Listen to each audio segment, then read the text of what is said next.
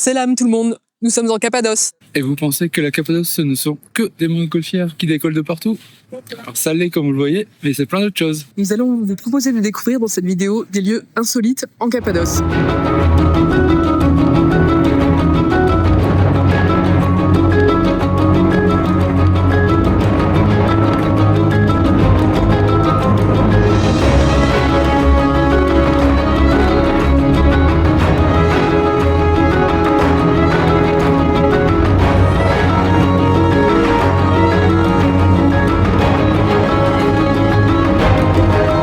Et cette fois-ci, on ne va pas vous proposer un itinéraire, puisqu'en fait, il faut savoir que la Cappadoce, c'est une région qui est pas très grande. Et d'un site à l'autre, vous avez 20 minutes, maximum 30 minutes de route.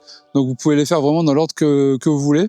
Mais on va vous donner les lieux incontournables avec à chaque fois les infos, si on a bien aimé, les prix et tout ça. C'est parti. On vous donnera quand même à la fin toutes les infos si vous voulez venir en van, camping-car, fourgon aménagé comme nous, etc. Parce que pour la petite histoire, nous sommes donc face à Gorem, enfin devant Gorem, et nous étions de l'autre côté, sur un spot beaucoup plus joli. Mais ce matin, ça ne s'est pas passé comme prévu et nos 3 jours idylliques se sont achevés comme ça. Mais on vous explique tout à l'heure. À la fin. Premier endroit, Alice vient d'en parler, Gorem. Donc Gorem, c'est vraiment le centre névralgique où nous nous situons en ce moment de la Cappadoce. C'est une ville relativement petite, Très touristique. très touristique, mais quand même très charmante, puisque en fait les habitations, les restos, les hôtels et tout sont construits vraiment au milieu des cheminées de feu. On vous mettra tout au long de la vidéo quelques images. Si vous venez en voiture, vous allez trouver tout ce qu'il faut pour vous loger, et c'est vraiment bien central, donc c'est quand même idéal. Vous pouvez très bien rester toute la durée de votre séjour à Gorem et rayonner, puisque comme vous l'a dit, en fait, les distances sont vraiment très courtes et les routes très bonnes. Et d'ailleurs, donc nous sommes à Gorem et la Cappadoce, c'est le parc national de Gorem. À Gorem, si on commence par là, vous avez déjà plusieurs choses intéressantes. Le premier, c'est le Gorem, alors le musée à ciel ouvert, ils appellent ça le Open Air Museum, qui permet, donc il y a même pas 5 minutes de la ville, qui permet de visiter justement un site avec des habitations troglodytes, etc. Et notamment dans celui-là, il y a beaucoup d'églises qui sont considérées comme les mieux conservées de Cappadoce, notamment à l'intérieur, les peintures sont très bien conservées. Mais ce n'est pas ici que nous avons décidé de visiter un musée en plein air. Pour info, le tarif du musée de Gorem, c'est 20 €, mais ça inclut aussi l'entrée à la première église qui est un peu excentrée, qui est une des plus connues en termes d'églises rupestres. Et toujours à Gorem, il y a aussi tout autour de la ville un certain nombre de vallées. La plus connue, c'est la Love Valley. Donc ça, bon, on vous mettra les images, je pense que vous déduirez assez facilement d'où vient le nom.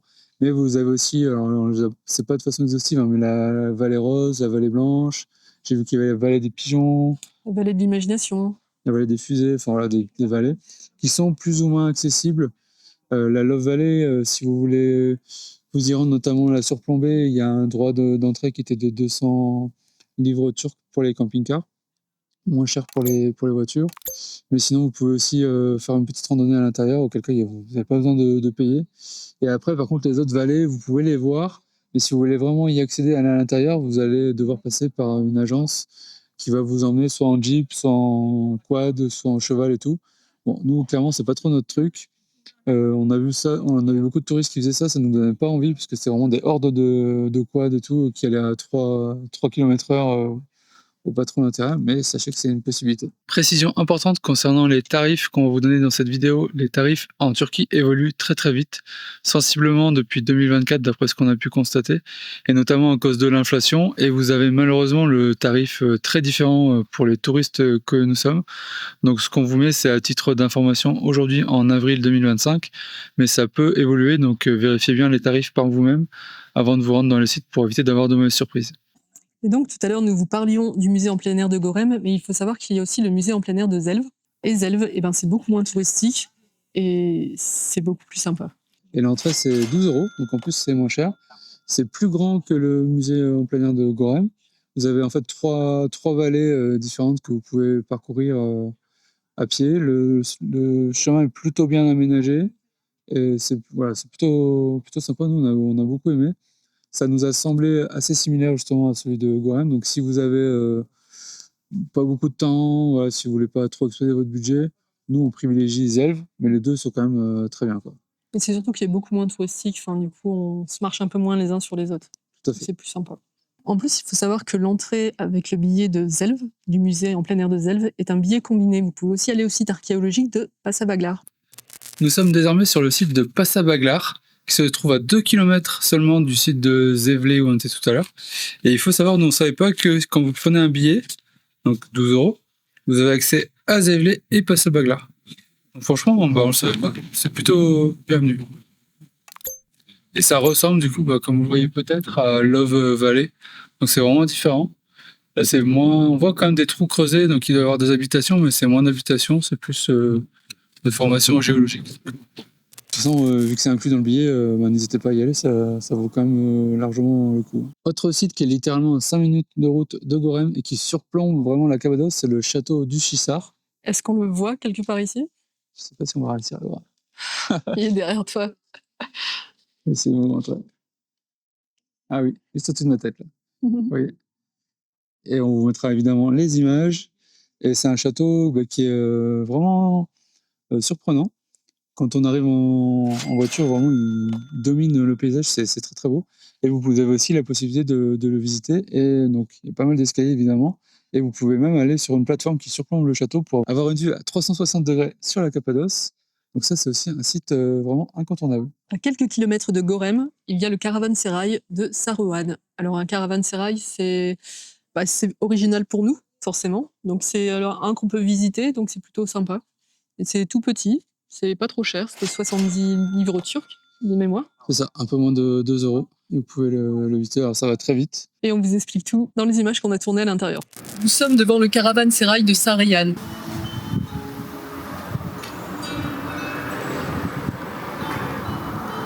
Nous sommes dans la pièce de démonstration des lumières que vous pouvez utiliser pour aménager votre van, fourgon ou camping-car. Sympa. Il y a 2 petites pièces comme ça, de ce qu'on a compris, c'est des studios photos. Mais c'était quoi un caravansérail alors? Eh bien en fait c'est un lieu de halte où les caravanes, comme son nom l'indique, pouvaient s'arrêter. Donc il y a des écuries pour les chameaux, les chevaux de l'autre côté. Et là des petites pièces en fait où les personnes, les nomades, pouvaient se reposer. Donc les caravanes de l'époque, hein, de la route de la soie, j'imagine, c'est ça? Ouais, pas que la route de la soie. Pas les caravanes actuelles. On va se répéter, mais la Cappadoce, c'est hyper touristique. Et si vous voulez vraiment un endroit loin des touristes et loin des sentiers battus, c'est Asiksaray. Et là, vous êtes à 30 minutes de Gorem.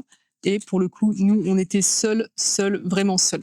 Et Asiksaray, c'est encore une fois des habitations creusées dans la pierre, mais là, c'est plus, ils appellent ça des palais. Nous sommes à Asinsaray. Alors, c'est un peu excentré par rapport au gros pôle qu'il y a dans le parc national de Gorem. On est à 20 minutes de route. Et Asinsaray, en fait, ça veut dire palais ouvert. Et il y en a un certain nombre, alors j'ai pas réussi à le compter, mais il y en a au moins 5 ou 6. Et certains sont assez petits, d'autres sont très impressionnants. On peut rentrer dedans, il y a plein de pièces et tout. Et c'est assez incroyable. Et comme disait Alice, on était tout seul. L'entrée, c'est gratuit, sauf le parking. Donc franchement, allez-y, ça vaut le coup de faire les 30 minutes de route. C'est relativement différent de ce qu'on a pu voir ailleurs en Cappadoce. Et c'est comparé parfois à Petra, en Jordanie. Alors, on peut comprendre la ressemblance, il y a quelque chose de similaire. Alors après, c'est pas aussi majestueux que Petra, on ne va pas vous le cacher. Mais en tout cas, c'est un site que nous, on a beaucoup apprécié. J'y allais un peu à reculons et on recommande. Tu veux dire que j'ai une bonne idée? Oui. Et aussi, vous ne pouvez pas visiter la Cappadoce sans visiter au moins une des villes souterraines. Et la plus connue, la plus grande, la plus impressionnante, c'est celle de Derinkuyu. Donc là, on est à 40 minutes au sud de Gorem. C'est une ville qui est déjà, moi, je trouve ça surprenante parce qu'elle est cachée au milieu de la ville actuelle. On n'a pas, enfin, s'il y a juste un escalier qui descend, on ne pourrait pas deviner qu'il y avait une ville aussi importante qui se visite aussi très bien. Alors, c'est un des sites les plus populaires de Cappadoce quand même.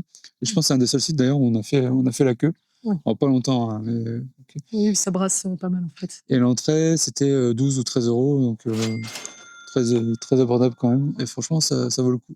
On vous met les images. Donc, il faut savoir qu'il y a une quarantaine de villes souterraines en Cappadoce. Et Derinkuyu est la plus connue. Ouais, et je pense que c'est une des plus grandes, en tout cas une des plus célèbres. Moi j'ai beaucoup aimé. Le seul truc, mais j'avais lu avant, c'était que c'est oppressant parce qu'il y a du monde justement. Et comme on peut pas se croiser et tout, alors il y a des grandes salles et tout, mais dans les couloirs et tout, c'est un peu gênant. Mais sinon, franchement, ça vaut le coup. Alors là, il y a un truc assez marrant, on est dans la ville souterraine, on est vraiment au tout début, et on voit en fait, il y a des grilles, et on voit les étages inférieurs, et là, il y a littéralement des gens qui passent en dessous de nous. Je vais vous montrer. Et ici. Parce Et qu'il donc, faut savoir ouais. que en fait, cette ville est sur 8 étages. Et j'imagine qu'à l'époque, s'il n'y avait pas ces grilles qui sont là pour protéger les touristes que nous sommes, et du coup, il y avait sûrement moyen de passer d'un étage à l'autre beaucoup plus rapidement, parce que là, en fait, on va devoir suivre un chemin imposé. Alors, on ne sait pas dans quoi on s'engage, puisque alors, on sait qu'il y a 8 étages, on ne sait pas si on va tous les faire, et on ne sait pas combien il y a de kilomètres, parce que je pense que ça se compte vraiment en kilomètres. Parce qu'en fait, cette ville pouvait accueillir 20 000 personnes. Je sais pas si on va voir quelque chose. Je suis dans un tunnel, je suis limite à 4 pattes. Faut vraiment s'accroupir. Passer. Un peu de lumière. Ouais, c'est assez oppressant. Hein. Bon, on peut pas croiser quelqu'un. Le trou pour l'aération avec un. Du coup, ça doit remonter jusqu'à la surface pour aérer les tunnels. On va essayer de voir si on peut regarder. Ah oui.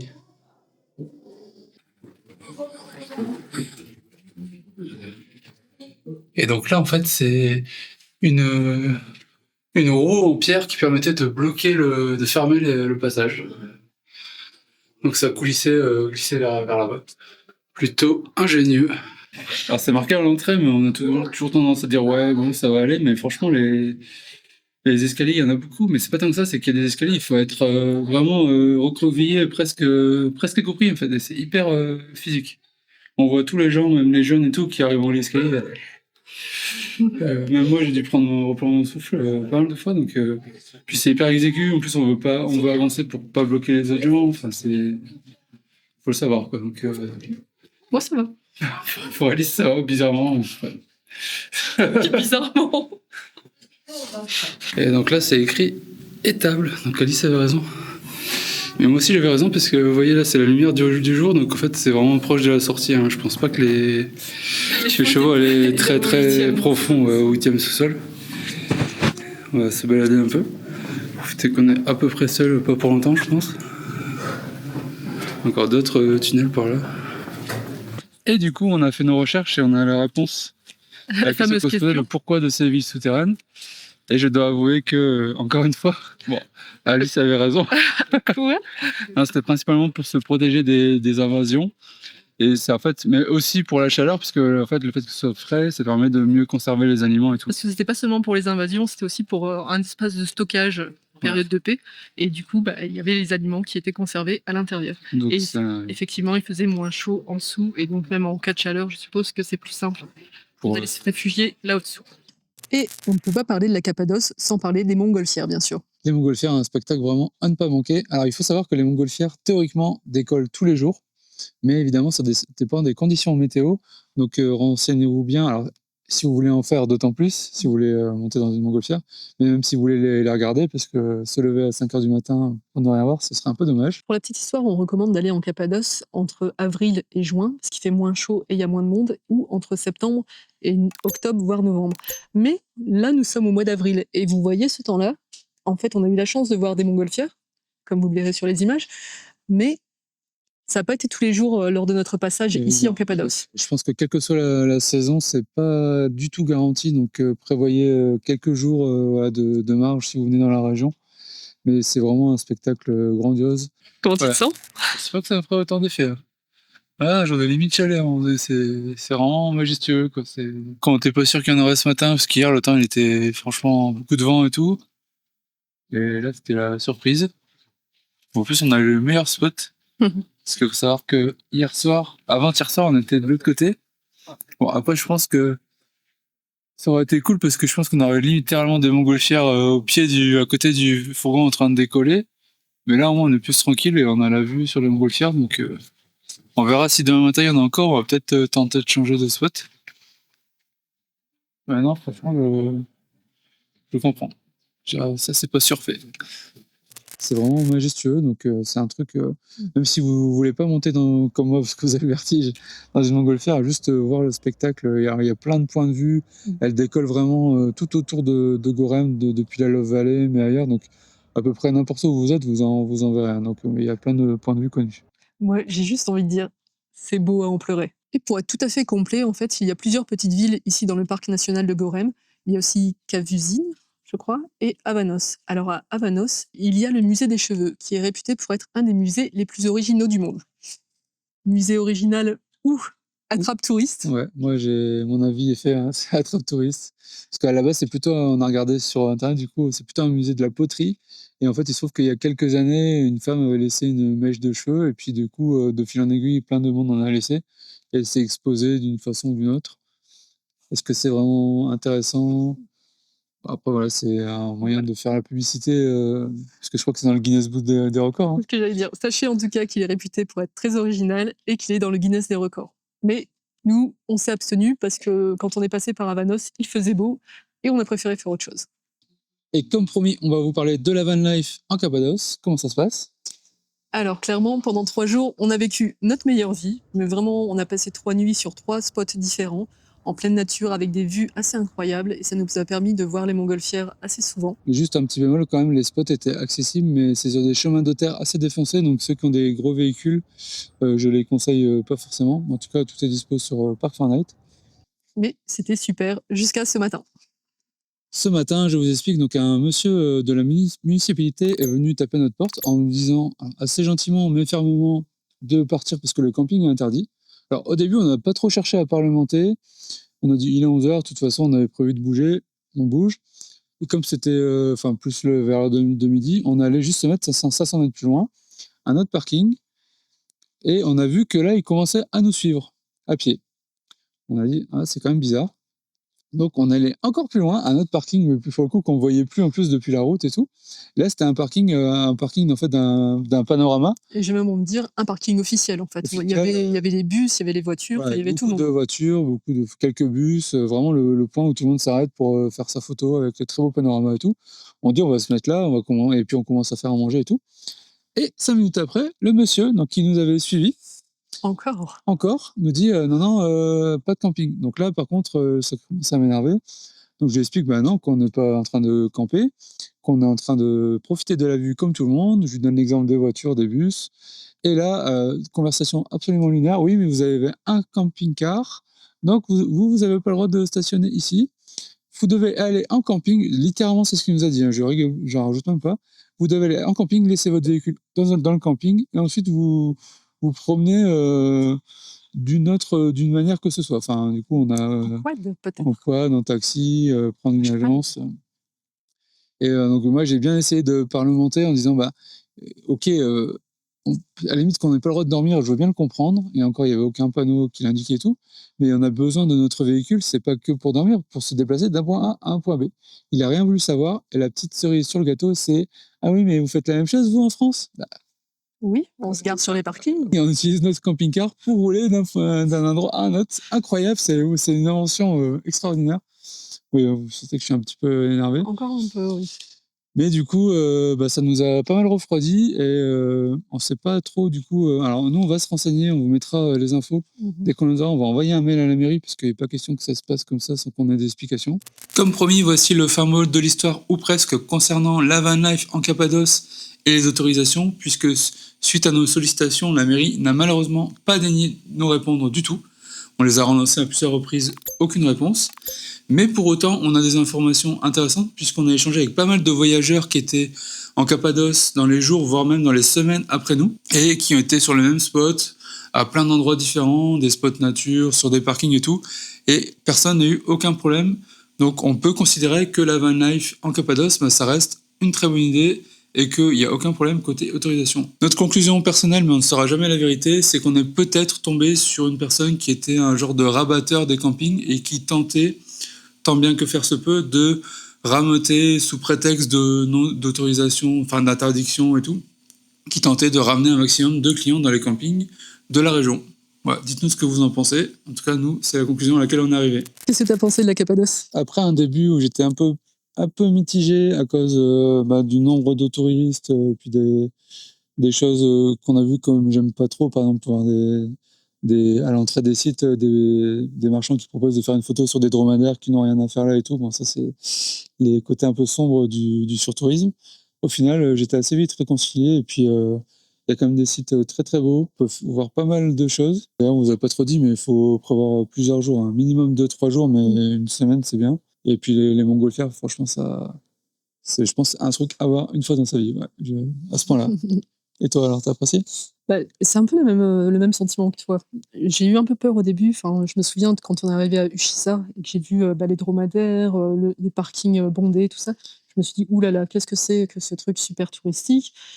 Après, en se baladant dans Gorem, c'est pareil. Je me suis dit, qu'est-ce que c'est que ça? Tous les restaurants, tous les touristes. Après, on a vu des nuées de quads, on a vu beaucoup de surtourisme. D'ailleurs, enfin, ça pose même question, les quads, parce que les formations géologiques, c'est grâce à l'érosion, mais s'il y a des quads en plus, là, l'érosion, va être un peu perturbée. Enfin, donc c'est compliqué. Enfin, c'est quel avenir pour ce site? Enfin, en tout cas, moi, je me pose la question. Enfin, j'ai pas de réponse là-dessus. Mais après, bah, au fil du temps, je me suis aussi réconciliée, puisque ça reste quand même incroyable, un site. Ouais, à c'est voir. vraiment un site unique en son genre. Alors, et puis après, on en revient toujours à la même problématique. On est des touristes comme les autres et on est venu ici. Donc, si on était vraiment contre le surtourisme, on serait pas venu. Mais ça, c'est un cas de conscience qu'on a de plus en plus souvent. Mais donc là, c'est plutôt aux autorités pour moi de réagir et de mettre en place les garde-fous. Mais il semblerait que malheureusement, comme souvent en Turquie, c'est plutôt le business et l'argent qui prime sur la protection de la nature. Toi, tu conseilles une semaine. Moi, je resterais plutôt sur au moins 2 nuits. Peut-être pas jusqu'à une semaine. Après, ça dépend de la météo. Parce qu'au final, là, quand vous aurez fait tous les sites qu'on vous a dit, ça prend pas tant de temps que ça non plus. Vous pouvez le faire en 2-3 jours, parce que les sites, effectivement, ils prennent 2-3 heures à chaque fois. Mais après, si vous voulez maximiser vos chances de voir les montgolfières, Oui. si vous voulez aussi vous reposer un peu, parce que mine de rien, on a fait pas mal de marches, on a pas mal crapahuté et tout. Je pense qu'une semaine, une petite semaine, c'est bien quoi, pour vraiment, si vous avez le temps, idéalement, c'est bien. Et si vous voulez réduire les coûts d'entrée dans les musées et autres lieux où il faut payer, il y a une carte en fait, c'est 65 € pour 3 jours.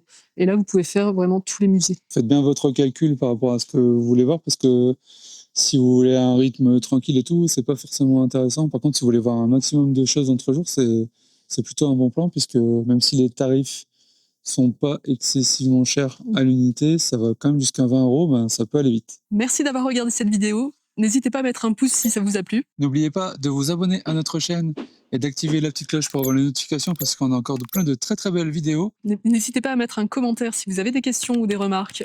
On y répondra avec plaisir et en tout cas, on les lira attentivement. Et si vous êtes encore là, bah déjà un grand merci. Et je vous mets là tout à la fin la playlist de tous les itinéraires qu'on a fait, une série de vidéos sur lesquelles on a des super retours. Donc n'hésitez pas à jeter un coup d'œil. Il y a peut-être un pays qui va vous intéresser. Et en plus, c'est une série de vidéos qui ne fait que s'enrichir. En tout cas, bah nous, On est parti quand même.